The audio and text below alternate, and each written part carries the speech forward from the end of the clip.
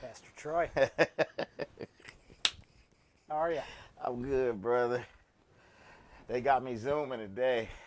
Yeah? Yeah, man. All over the place? It's all over the place. We have a graduation happening on Friday. Oh, you do? Yeah, so it's all this pomp and circumstances and going on, and dignitaries flying in and all that kind of stuff, board members, and it's a big deal, right? Like, we make a big deal of it. That's great. They do so much great work while they're here, brother, and it's like, Uh-huh.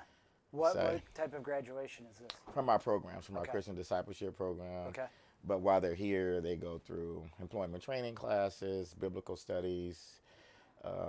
We have a partnership with Cisco and Five Keys and janitorial maintenance programs. Oh, that's great. And so they get certificates when they, go through that. So it's a huge thing. Yeah. Some of them go on to work in the jobs when they graduate, and so we get to announce that. Family members are present. So not only do they complete the basic program, but they then have all these other accomplishments while they're in the program. So That's great. And so then 13 they're months. taking that step then to re-enter or what? That's exactly right. Okay. And a lot of them are going into jobs. And That's great. we get to announce that in front of their families and friends and all that. So, and it motivates the next group because they're present too at the graduation. So Okay. to see that success is possible. Yeah. That's great. That's really great. I mean, We put a lot of energy. We feed them in the morning. Like I have to be here at 7 in the morning okay. because we do breakfast. All the senior team serves the breakfast. Okay. So it's a huge breakfast event. And then we go on through the day, and then we come back, and the graduation is Friday, the following day. Okay. So That's it's a great really- event. Yeah, it's a lot.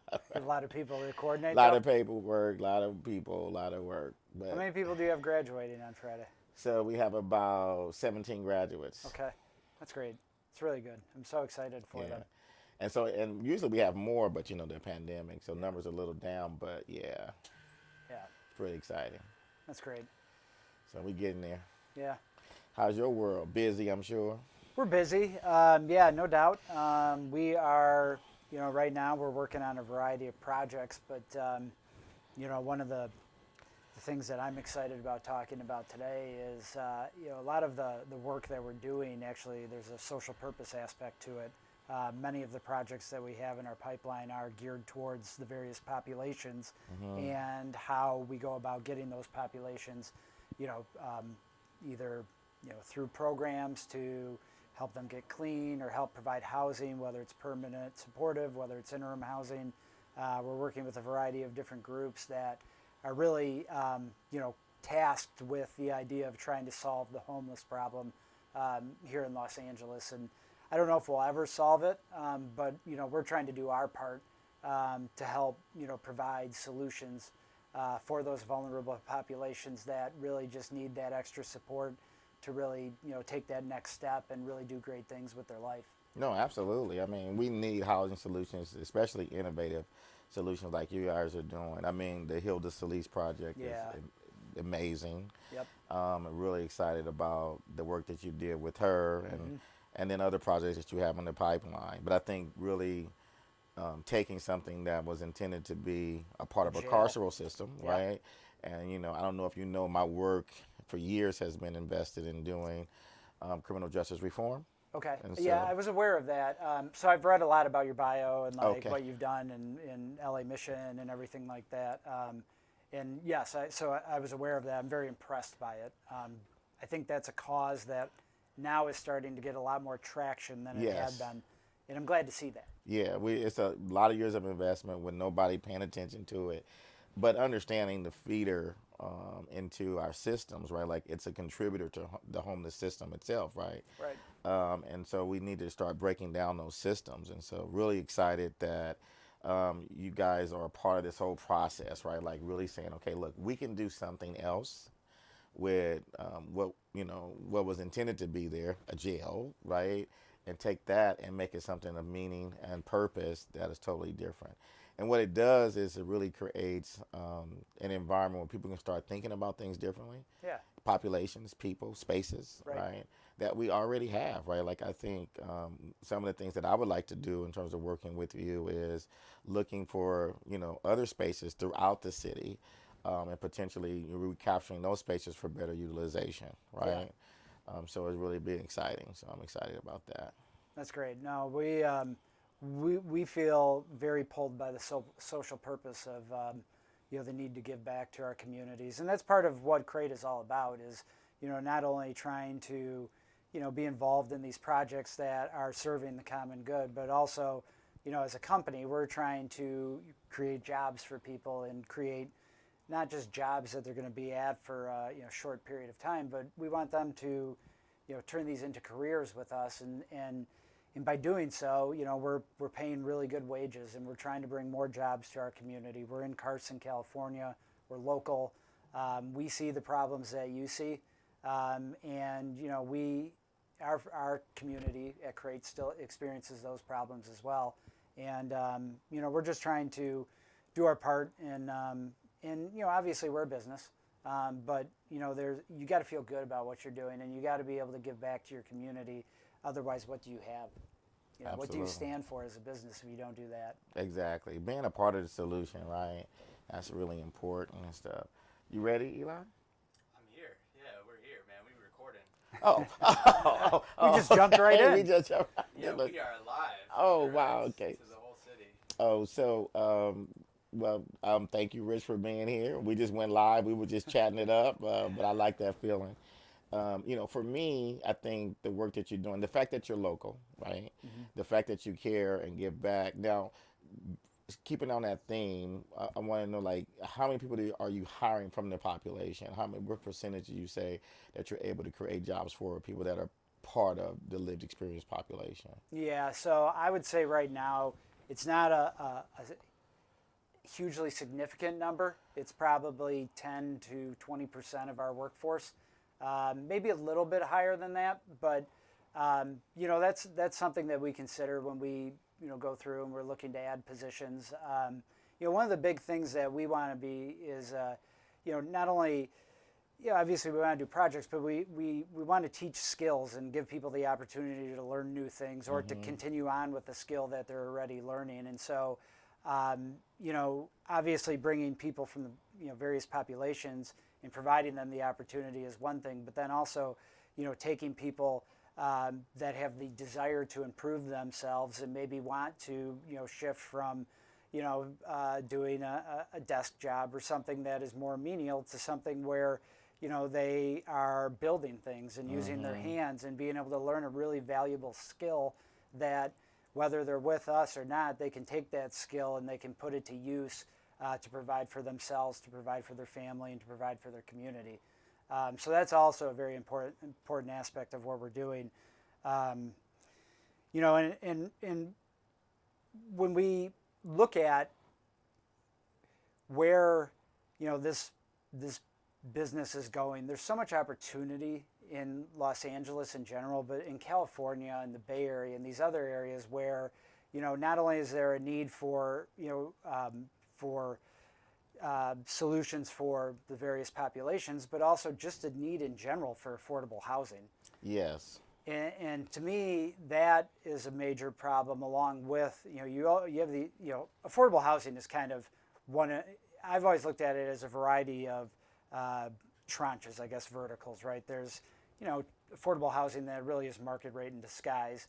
Then there's the affordable housing piece that is really for those in need, low income housing, and then there's the affordable housing piece that is geared towards populations, and as we've talked about here in the first few minutes of our discussion, that's been an area that we've really been diving into. Yeah, for the special need population, but I think all of it is needed, right? Because it's really about addressing the systems that create the conditions to perpetuate homelessness and poverty, right? Right. And a part of that is the affordable housing conversation, right? Like it's because one is on the side, which is where we all on right now, you included, is creating housing for people that's already fell into that space, right? That they've already fallen into that space. And so now we have an opportunity to prevent people from falling. If we create more affordable housing stock, by the way, we're more competitive on a national scale. For when we talk about how do we get funding into our community, it's based on housing stock, affordable housing stock. Right. And so when we decrease that footprint, we actually decrease our ability to get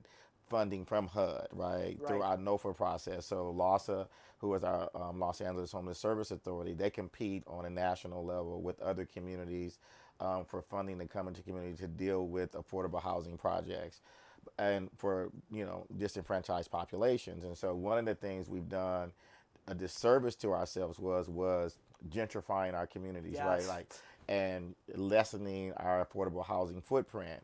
I see the work that you're doing is restoring that ability to say, here's how much affordable housing we have. That's right. By the way, not just in the city of Los Angeles, but the county of Los Angeles, the state of California. Like, we can really begin to change the way we communicate on a national scale by creating more affordable housing.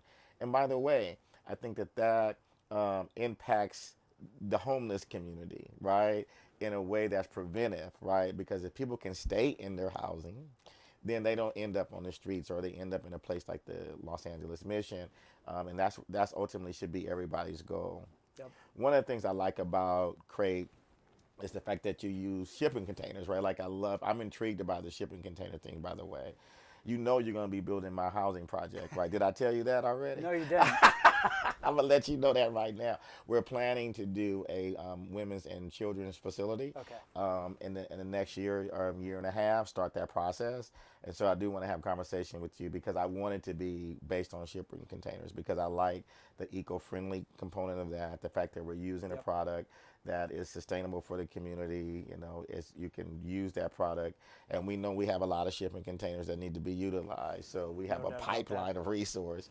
And in an environment like a pandemic, when we all are experiencing material delays, right? It's great to know that you have a product that is ready. Yeah. You know what I mean? It is. No, it's one of the benefits of doing this type of construction. And maybe that's one of the things I should do is probably tell the people a little bit about what Crate does. That's right. That's right. Crate Modular is a Carson, California-based modular builder. We primarily use shipping containers, and we repurpose those into various structures. Affordable housing, we've touched on that. We do supportive housing, permanent and interim as well. We've done a variety of affordable housing projects that are just generally affordable, that type of funding mechanism. And then, we've done everything from ADU units to hospitality type projects, but really where our bread and butter lies is housing solutions. And, and with that, we've, as I've mentioned, have really, over the years, looked at the landscape of what our environment is like, and we see, like I've mentioned, the same problems that you're seeing. And we went to the drawing board and we said, how do we solve some of these problems? Because we think there's a missed opportunity here.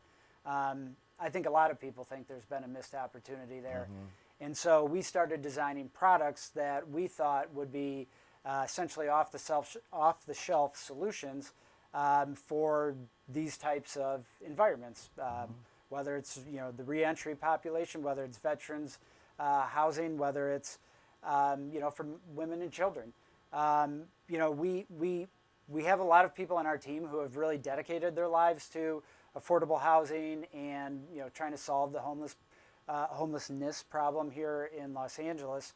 And so we funneled that passion into trying to develop these products that we could go to developers, or for example with the Hilda Solis project, that was something that kind of came to us through an RFQ that was being presented, that was really being driven by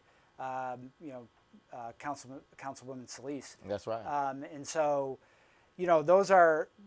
that's kind of what Crate is, who we are. We're local. We use local vendors as much as possible. So we're trying to make sure that we're supporting the local community with everything that we do. And we also build modules out of light gauge metal, where we put our own boxes together. But that's more of a product that is used when you're looking for a more customizable solution. That's right. Which we use not only on say a market rate housing solution, but we also do that with a variety of these homelessness projects that we've done. Yeah, and just talk about the cost effectiveness. Like when you compare a traditional housing project, the cost can be enormous, right? Yes. And so definitely what we've seen with using container style housing is one, it's easier to erect from a timeline perspective. You can basically design them, in a studio or somewhere and bring them out and ship the containers up put it together, less manpower, Yep. right? So you can be more efficient in that. But then just the cost, lumber and all of that that's happening right now. So what do you think the cost difference is if you had to tell the audience, like, here's why it makes sense for us to really get behind this movement from a green and eco, but the cost is more cost effective. Sure. Yeah. So, it's interesting that you say that because it is more cost effective. The problem that people have is trying to see it over the course of a project. So if you're comparing apples to apples, we're building with steel. We're using all of the same products that any normal contractor would be using. So from a material standpoint, you're generally going to be about the same as you would for site built construction. On the labor side, though, is where you start to see a little bit of savings, and that's because depending on the design and how efficient it is, we can really drive productivity through our plants where, we could say the Hill de Solis project, that was roughly 132 modules or 132 beds that we produced there for that project. And we did that in roughly 10 weeks. So the speed with which you can get through a project is what ultimately results in the money that you can save on an affordable housing or a type of development that is going to be geared towards various populations. So for example, the overall time frame on the Hill de Solis project was roughly about 6 months from basically when the notice to proceed was issued until the actual occupancy occurred. And that was overall a project that consisted of 232 beds, many hundreds of modules, site work that needed to be done in a matter of, I'll say months, but in reality, there wasn't that much time to really get things done and get it occupied. And part of the reason that we had to move this so quickly was because it was CARES Act money was being utilized to facilitate it. And so that project, I think, is one of the highest and best uses or examples of what modular construction can provide.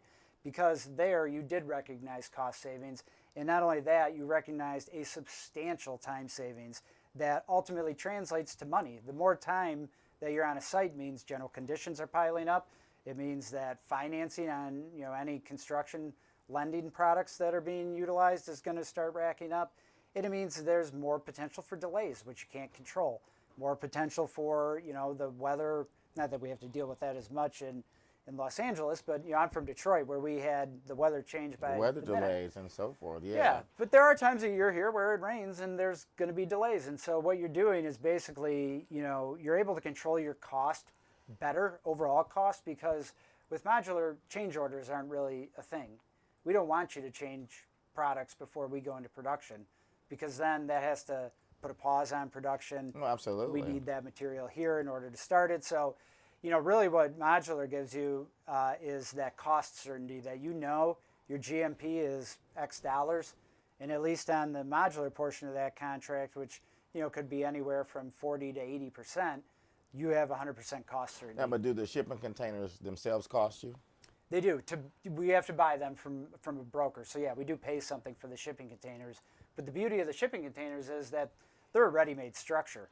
Exactly. And I think to some point, the government should be able to supply those containers. I think if we really wanted to create a pipeline, when we talk about how plentiful the shipping containers are, I would think in this particular aspect, the government should step in and to help provide, a more rapid housing solution, provide those shipping containers to contractors and developers like yourself, to make sure that we can get it out there faster, right? One of the critiques, and I'm a proponent of permanent housing and housing first as a solution to solving homelessness. Not the only solution, but I think it's a solution, right? Mm-hmm. People need housing, and housing is a right. But I think that one of the critiques about that is how long does it take to develop units, right? Like, and by the time you develop a unit, you have XYZ number of people falling back into homelessness, right? Right. And so at some point, we need a solution to rapidly create permanent housing solutions. And shipping containers have proven to be a way to do that. One of the things that we need to do is how do we get government in, and what are your thoughts about having government to have more control in an emergency situation to use products that are sitting in some dock or lot somewhere that's not being utilized, right? Like, what are your thoughts about seeing government come in, purchase the shipping containers or get them faster, make them ready for developers? That cuts down on the costs right? Because government is stepping in with the main product that's needed. It's not the only thing that you'll be able to that need to get the product done, but certainly that. What are your thoughts about that? Yeah, I mean, I think it's a great idea. I mean, especially because you could rapidly deploy units that, to your point, would maybe alleviate those individuals who fall back into homelessness.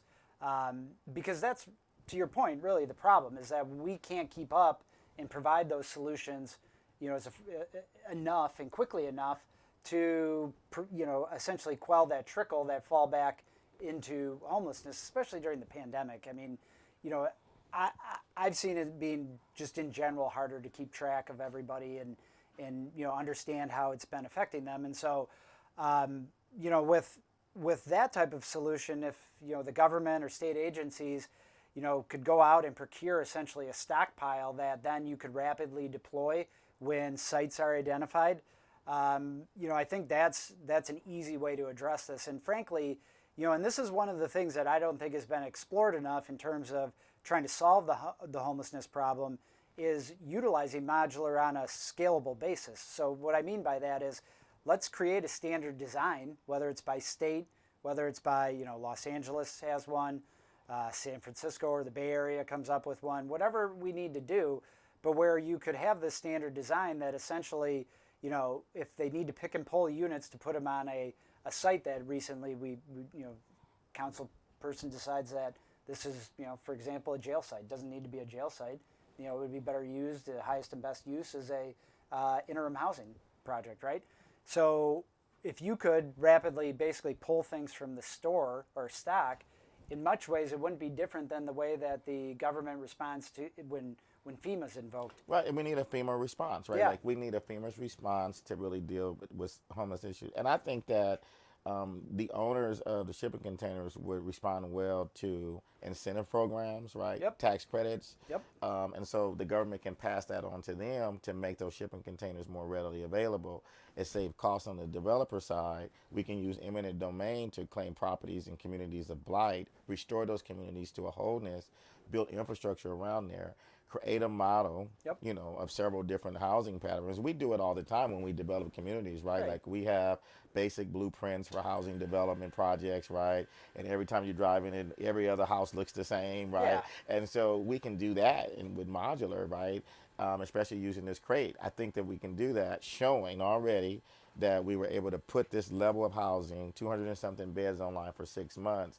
It's really the conversation that we need to be having right now, right? Like, how do we have that conversation and be proactive in the Right. solution? So I'm really excited to see that you're open to that because it's really needed. And so it's kind of a new wave of housing, but people have been doing it before. I think one of the housing projects we did down here was the Star Project in Skid Row, made out of shipping containers, and we saw then that it was new at the time where one of our partner organizations was developing that project. I think it was Skid Row Housing Trust.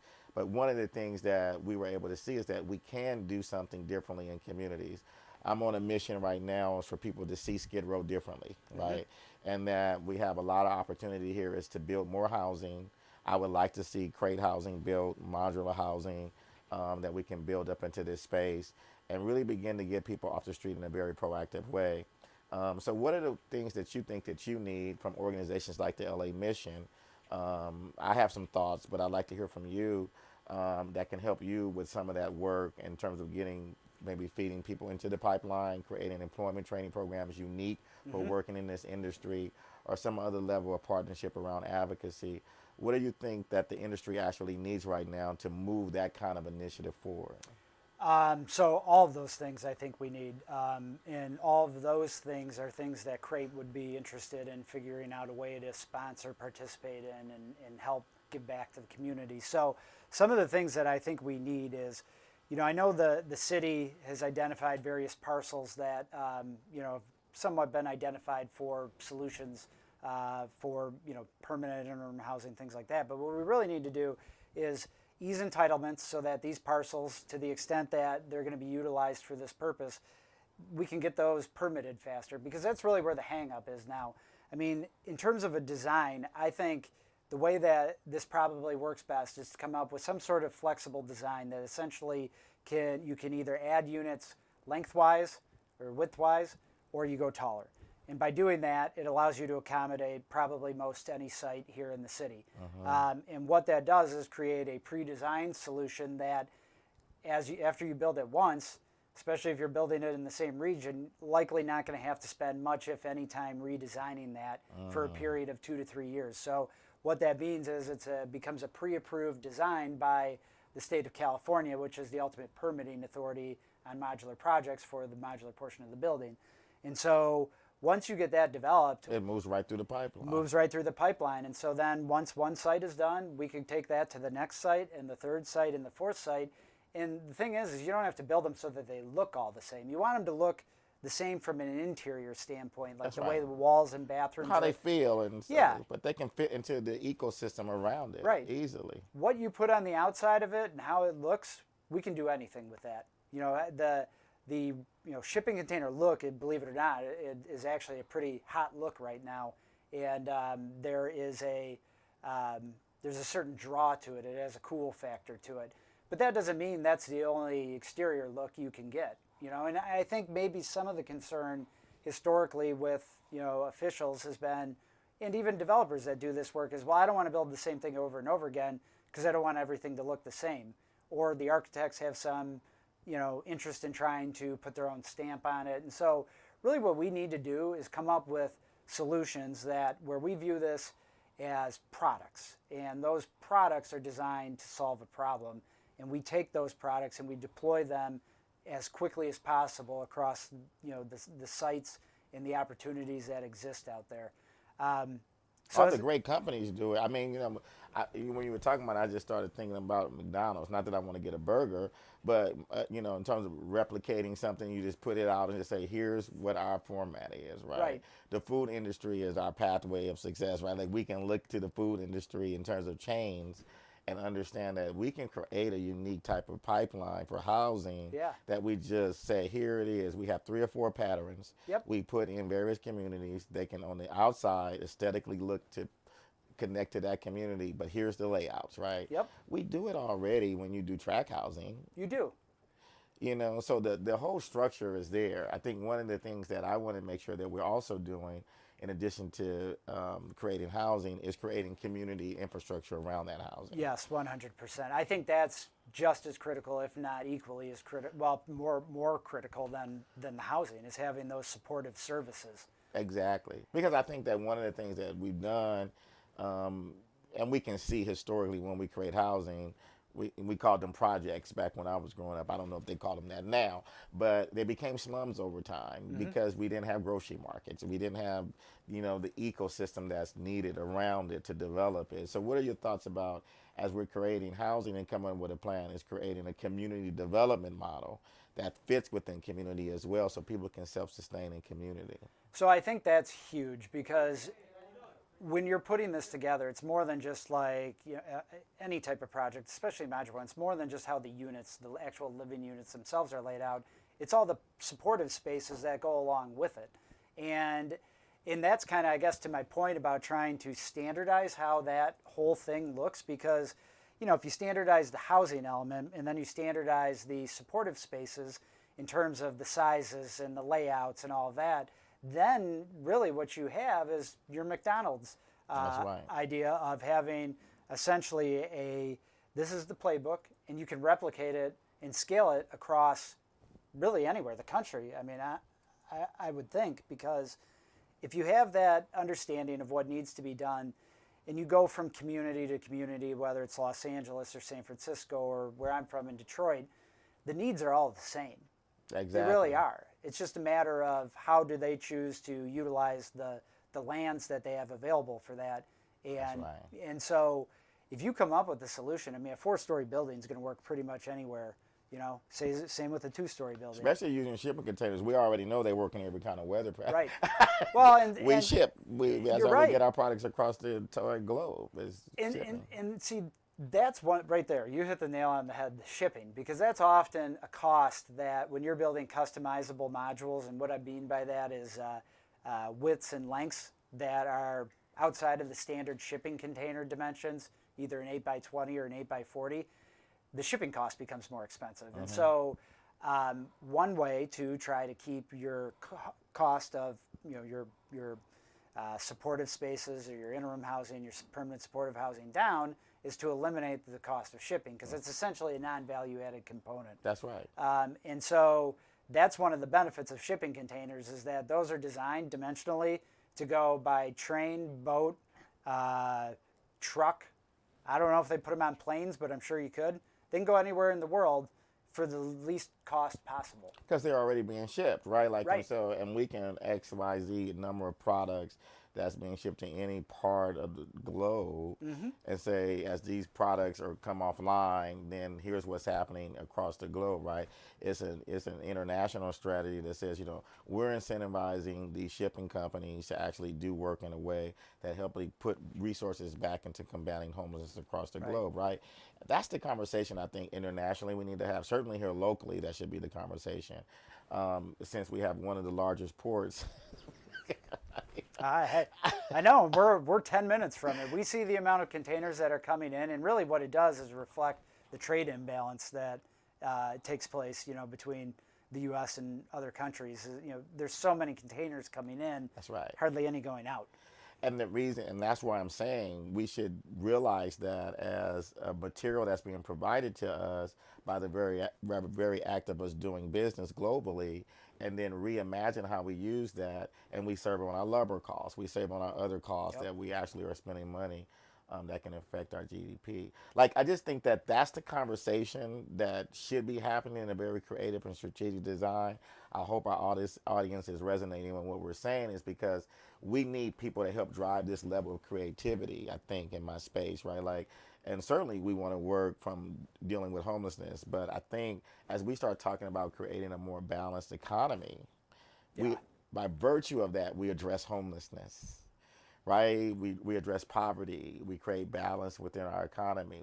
We're more creative as a nation in terms of how we spend resources, because we have developed a reputation of being a nation of excess, and it's seen in our shipping. It's seen in our shipping and our receiving methodologies and how we use product. Right. And we don't use all of the product, but how can we now be the thought leader in terms of recapturing product and using that to deal with our footprint in terms of resources that we're using and that's destroying our country, our lands, and then going into communities of blight across our nation and restoring that with the very product that we have stockpiling.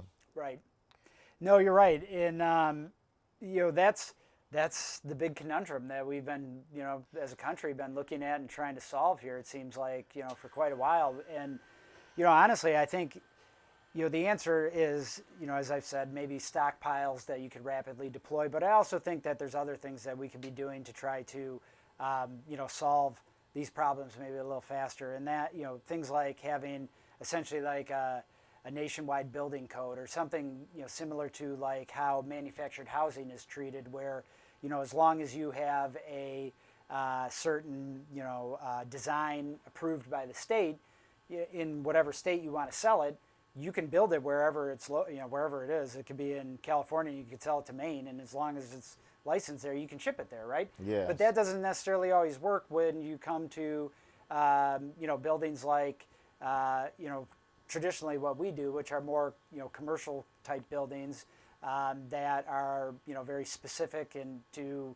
they got to be designed to LA's seismic code, and they have to be designed to this local code. And so when you have so like, for example, the International Builders Code, right? That's International Building Code is generally accepted as this is the basis on which most construction is done, right? But each city, each county, each state has the opportunity to adopt local amendments that change the building code for the or amend it to whatever they want to do in this because their municipality. ecosystem is a little different. Exactly, right? and so what that does is kind of create the inability for a commodity type solution like a modular solution to be deployed on a nationwide basis unless you've gone through and essentially laid all of the groundwork for that. So if we had some sort of code that I guess you could say it could be you could put it in Los Angeles and it could go into Arizona, and they are generally built to the same standards. That's right. That's where the efficiencies start coming in, because then all of a sudden now, as a manufacturer of modular buildings, we're generally going to be building the same thing over and over again. That's so right. now we can get more throughput, which continues to lower your cost through the market. I mean, really, our business, it's complicated, but it's not that complicated at the end of the day. The more widgets you can run through a factory in a day means the lower overhead cost you have per widget, the lower material cost you have per, all these things, right? And you don't have to pass the cost off to ultimately the consumer, the tenant, right? Like that's because what we all do, as a property owner and a landlord, the more it costs me, and I have units that I've developed, and I have housing units, but the more it costs me to rehab a unit or to take a property and tear it down and build a new structure up, I have to pass that on to some degree, right, to the tenant. And so if we can reduce that, then we make housing really more affordable, right? Yeah. Because ultimately that's the goal, right? How do we change that? I love this conversation. You have no idea, because I really am about helping people. I really just want to help people have their best life, right, at whatever level that is for them. But certainly if we start to deal with some of the imbalances we have in our society, it lends to that. And I see Crate as a part of that solution. So kudos to you. Thank you. So what is your mission? Yeah, so our mission is we have a pretty broad mission, but our mission obviously is to build value for our clients and create jobs for individuals in our community that provide them with a living wage and the opportunity to continue to grow as a person and as an employee and with their trade and wherever they want to take their life. Our mission is to provide the highest quality, most cost-effective housing solutions across a wide spectrum of verticals. We generally have seized upon this opportunity to work in this area that we feel passionate about, and that's not going to stop. I think service has been a hallmark of my life, and it's been a hallmark of a lot of the people that have been with Crate for a long time. I'm actually a lawyer by trade. Oh, so nice. I started out my career as a lawyer, and as a construction lawyer, but even as a young lawyer, I used to do a lot of volunteer work. In fact, one of the things that I got involved with, even when I was still in law school and then continued it on afterwards, was taking on cases to expunge records for individuals who, it was usually drug crimes, but there was other things too. But the point is that they couldn't move forward with their life without the expungement. Exactly. And that's why I started the expungement clinics. Yeah, and I think those are to see the difference in the impact it made on the individuals when you would go to court and they would get that order expunging, this crime that was a nonviolent, low-level crime, and the impact that had on their ability to continue with their education. Maybe they ended up incarcerated and lost opportunities because of that. Maybe they were fortunate and didn't end up incarcerated, but they still had it on their record and couldn't do anything to, there's jobs they couldn't get, places they couldn't go, and so when you see that, just, the impact that you can have with just that one little act, it really kind of changed my perception of things. And then, the other thing too is that as a young law student, we were challenged a lot, obviously, to look at the other side of things. And so I think that's given me a really good perspective on, we're very fortunate. And if you don't remember that there are people that are out there that need your help and that you were put in this position and given these gifts because you need to help people, then, that's an issue. And that's one of the things that we've always, at least, I've tried to always keep that mantra that anything I can do to try to help people to, use the blessings that I've had to help maybe pass those on to them. Yeah, I mean, that's what the benefit I loved about law school, too, is that... Are you a lawyer? I'm not a lawyer, Okay. Thank God. No, thank God is right. Thank God is right. I don't mean that in a negative way. No. I'm a pastor, but, Yeah. I do have a legal background in Okay. education and stuff, and so I went to law school, and quickly found out I didn't want to be a lawyer because I got called into ministry, but that's a whole nother story. But one of the things I did appreciate about it is that, it taught me to think differently and to look at how to defend conclusion, right? Like really begin to understand how I build my argument and really begin to get people to see, and so I really appreciate thinking differently about multiple sides of the issue and having to understand why people thought and had different opinions about what they did and how to really make a case, right, about doing something. So I appreciate that. I appreciate you bringing that to this work in terms of permanent supportive housing and affordable housing, because it's really needed right now to have a critical thinker at the table to say, I understand your side of the argument and I understand this one.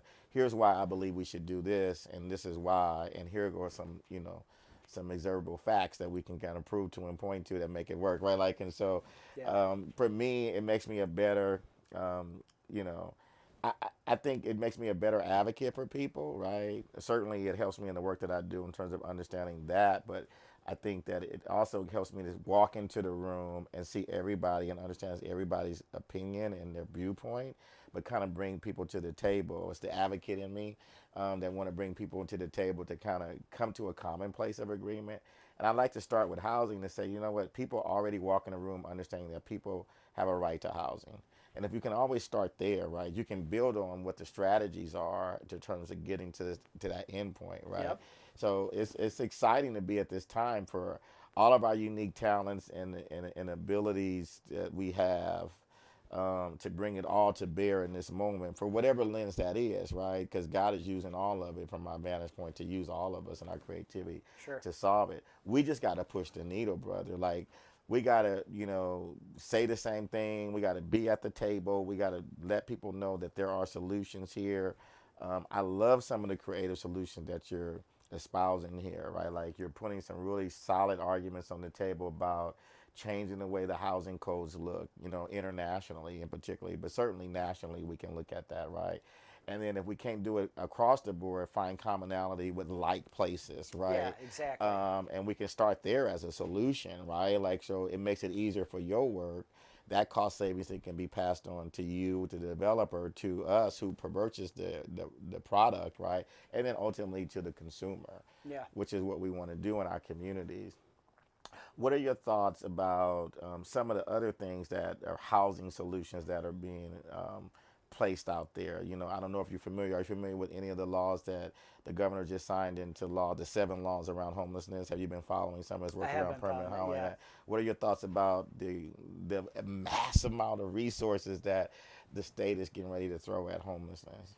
Yeah, I think one of the things we're most excited about is that the new rules that came out for the Home Key program that are Yes. going to provide that funding to help provide solutions on these, essentially the sense I'm getting from this is that there is this idea that maybe there are these parcels where we can develop campuses. Yes. And I think that's very important to solving the problem because, so having a small, 20 unit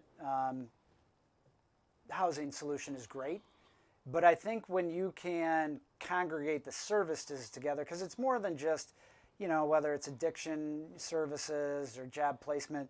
I mean, I think you and I would both agree that mental health is probably Huge. one of the largest, if not the largest, issue that Huge. is causing homelessness, but also is preventing people from being able to get out of that cycle. And so my personal feeling is that when you have these campuses, it allows you to potentially bring in more mental health professionals because you're now having a larger portion of the people all kind of congregated in one location so that you can get them the mental health services that they need. Because, without that, I mean, that's really one of the major problems in our country is that we've defunded the mental health aspect of our system over the years. Oh yeah, when Closed down hospitals. Exactly. When we closed down the state hospital, I mean, all the way back to the Reagan era, when we, I said era, it was a mistake that we did nationally, man. Let's face it, we all realize that now. This is not a political statement. We should never have taken our hands off of supporting people that have mental illness. Right. That's a reality, right? And now we're trying to recover that, and the genie's out of the bottle, and it's harder to pull back in. right? Like once you open up Pandora's box, it's really hard to contain that. But I think that you're right, right? Like when we need to tackle it from a multi-lens, because the homeless population is very diverse in nature. But if those that are dealing with the most chronic nature are addressed first, right? We Right. free the pipeline up, right? Like we put people in the appropriate level of permanent supportive housing.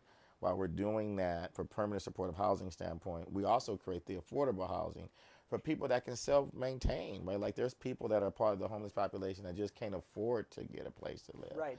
right? And so I think it's all of that above, right? But certainly like with like is what's needed, right? And you have different levels of people suffering from different levels of mental illness.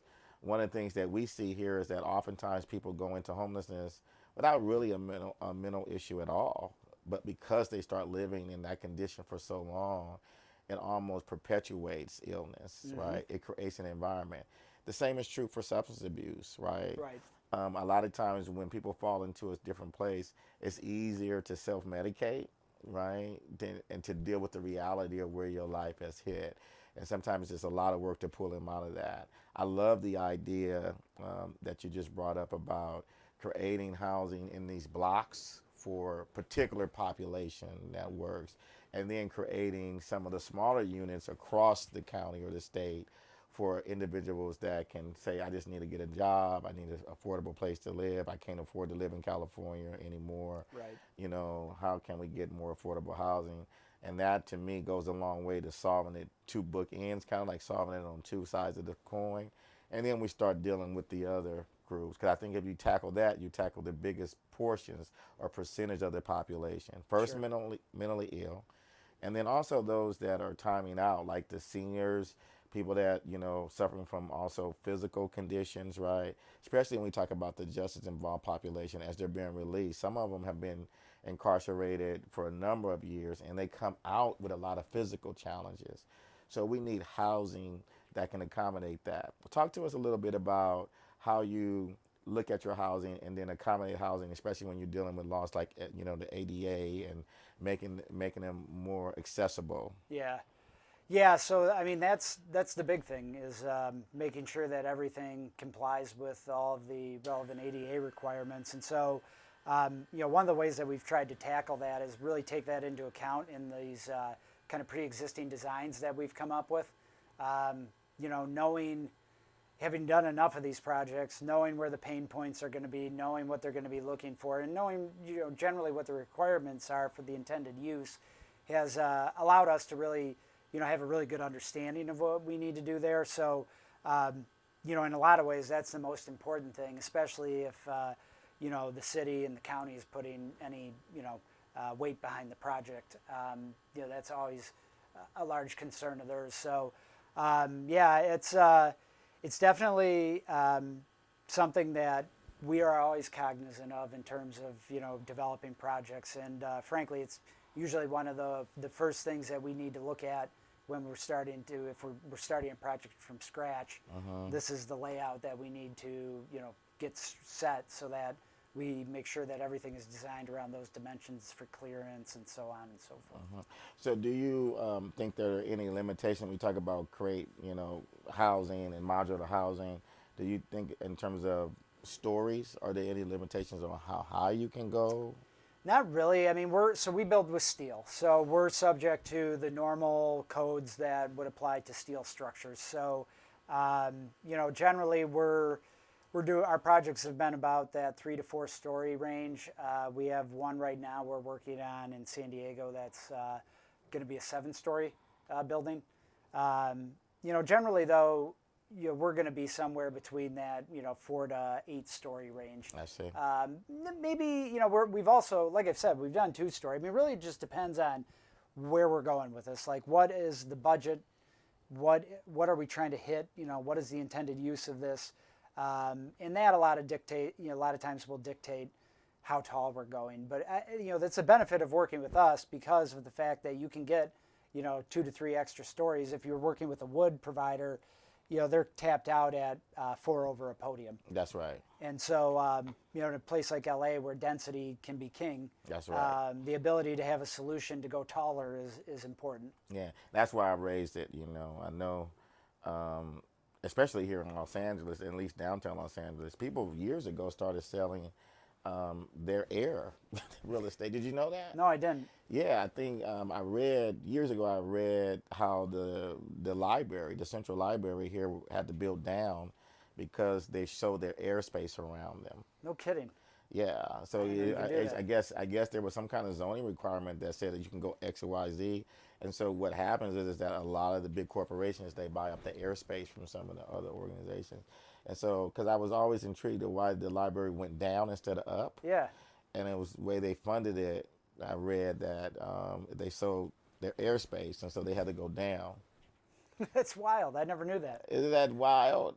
I bet, I'm a resident of LA County now for about 7 months, and I'm learning something new every day. I just thought it was wild that you could actually sell air. I didn't know that. Yeah, I mean, I could see it in a place like New York. I mean, LA is a big city, obviously, but And downtown, like it was just, I think it's just for like the downtown municipal areas. That's where, wild.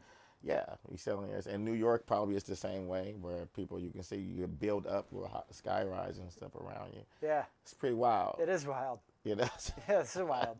But I just thought about it here in Los Angeles because I know that it's kind of a huge thing, and you talked about the seismic issues and stuff, and building on modulars, having to put on these rollers, right? Like I think because of when you build up high here in Los Angeles, it needs to be able to absorb. Yeah, you're right. There's always that the seismic, and what do you do for a foundation? Yeah. So yeah, there's a variety of options, but you're right. That's a consideration as you go taller. You got to definitely take into account Exactly. how you're going to go about establishing that foundation. Yeah, and I didn't know if the thought had went into that yet for modulars. I probably closed on this. I think I got like 3 minutes, but what's the highest modular structure that that's built, whether you built it or not? That's someone else. So I know of a project, I believe it's still the tallest modular structure in the U.S. It was done in New York. It's called it's on Dean Street, I believe. Okay. It is roughly 40 stories.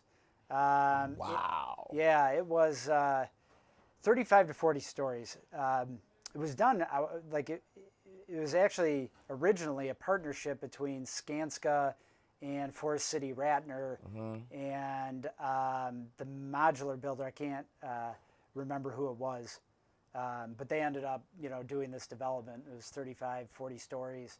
It was a really interesting project, and that's the tallest I know of in the U.S. That's huge. Yeah, I do know that over the years now we've seen a variety of, say 14 to 20-story modular buildings that have gone up in a few different places. In New York, they were going to be doing like a 19, 20-story hotel, which I think is still in the works of getting set right now. Wow. Yeah, That's awesome. Yeah, and I guess and I don't want to take up all of the time here, but if you look at how much automation and digitalization and technology has impacted the productivity of certain industries, construction is at the bottom with farming. And that's we've basically been building things the same way since the pyramids were constructed. We bring all the materials to site, and then we put it together on site. And, I think we're at this crossroads now where there's a dearth of labor that's available to get things done on site, which means schedules and costs are getting pushed out.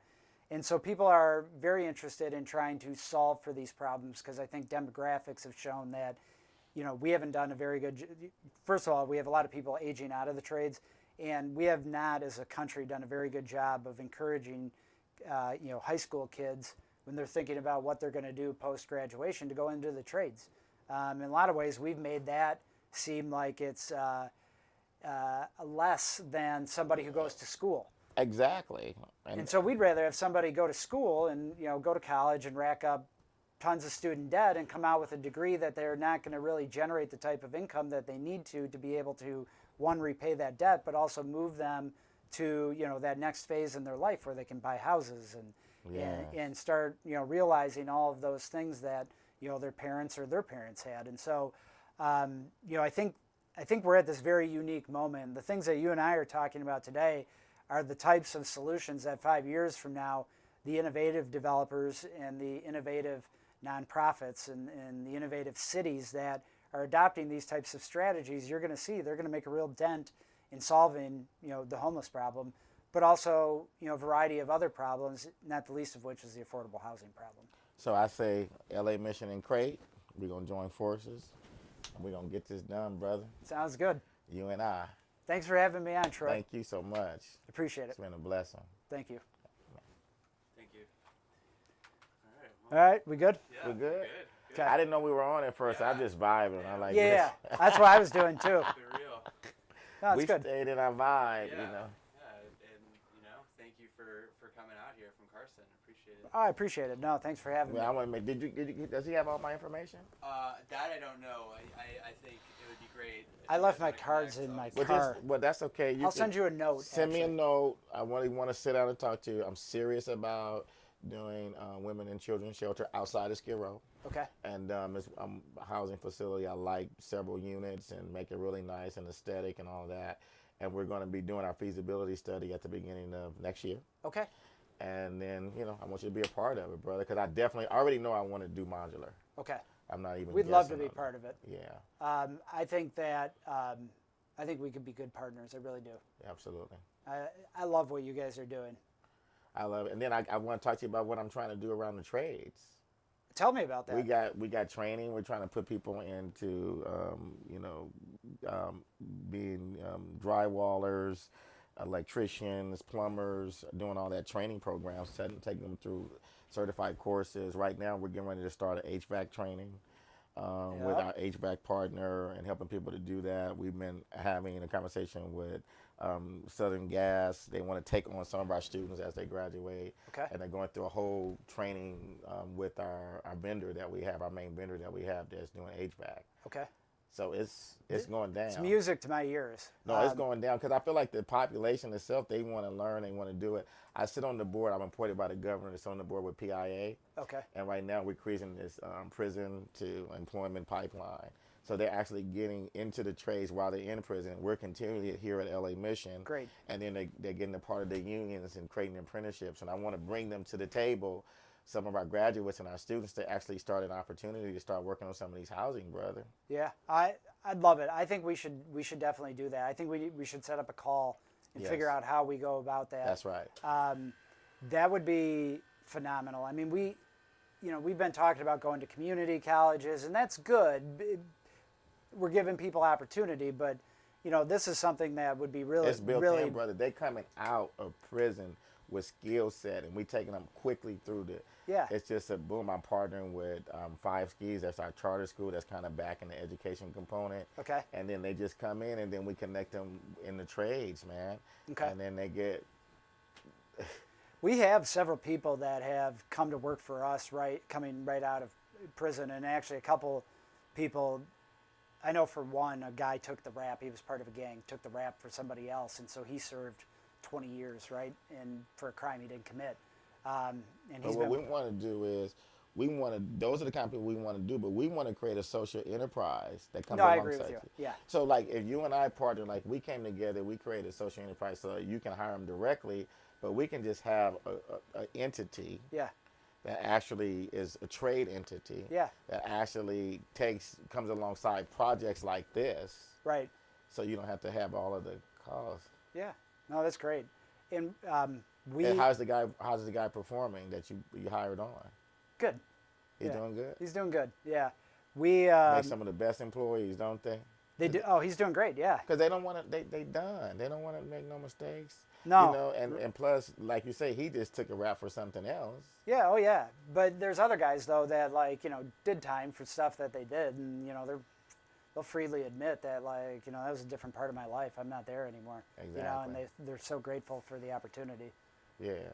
But I mean, I love you, brother. I mean, doing the work. I mean, you walking the walk, you talking the talk, but you walking the walk. We're right? trying. We're doing our part. Yeah, I mean, but that's Frankly, all we I'd like to know if there's a way that we could get more involved, not just more involved to just help your causes. Whether it's can we send our guys to, I'd come up here with a group and volunteer when you need, volunteers for brother. stuff. I'm gonna tell you, I wish I could take you around right now and show you what we're trying to do. I'm gonna take you around for a few minutes. I'm gonna be Okay. late to my seminar. I gotta be on that call, I know, but I'm gonna be late a little bit. This ain't my cup, is it? No. Oh no.